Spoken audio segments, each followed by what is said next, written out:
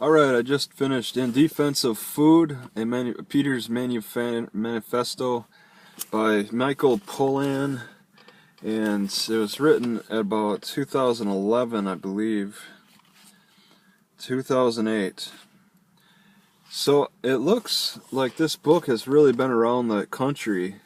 Alright, I'm in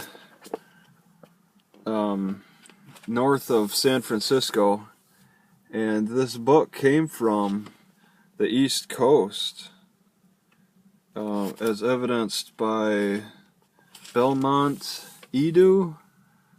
Okay, I think it says the state. Barnes and Noble College? Well, I believe that came from the east side. I thought I saw it somewhere.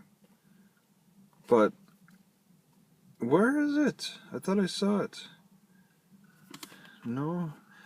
Well, this is an interesting book. I think it's recommended in colleges to read. So, and I could see why after having read it.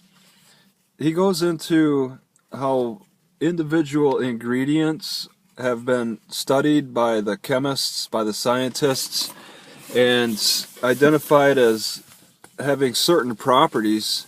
So we've started to base our definitions on those individual ingredients and how they interact with their body, and try to figure out how much of these individual ingredients we need.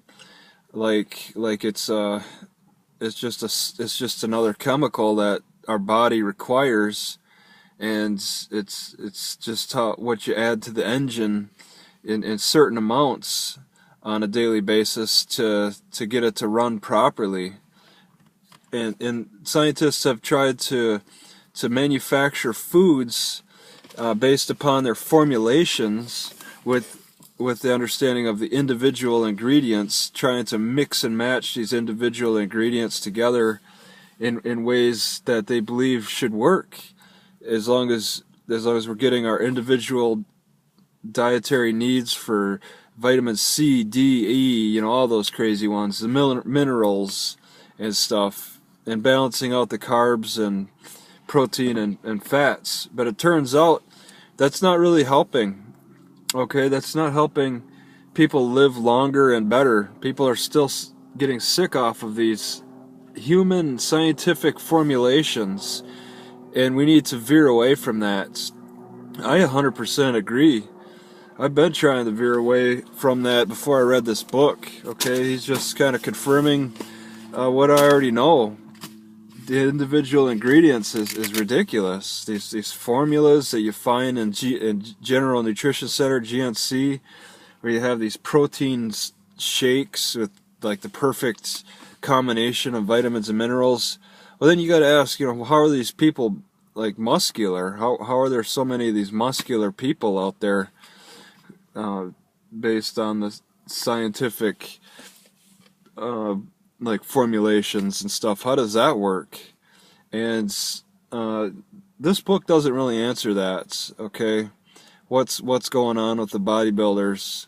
Okay, he might ask the question: are bodybuilders even that healthy? Okay, if they're not eating a whole food. Okay, now whole foods are something that you want to consider to consume based upon your I think your ethnicity.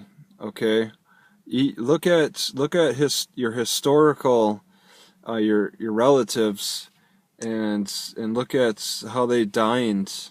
Okay, I look closer at the whole European area, and I've read what popular food meals are, and there looks to be pork and potatoes, and and I guess peas in Europe. That's pretty popular, and that's what I've been trying to follow closely to the hors d'oeuvre type of food plan that my ancestors have been living. Okay, I can't follow the Asian way of living, eating rice every day In fact, well, that's in another book.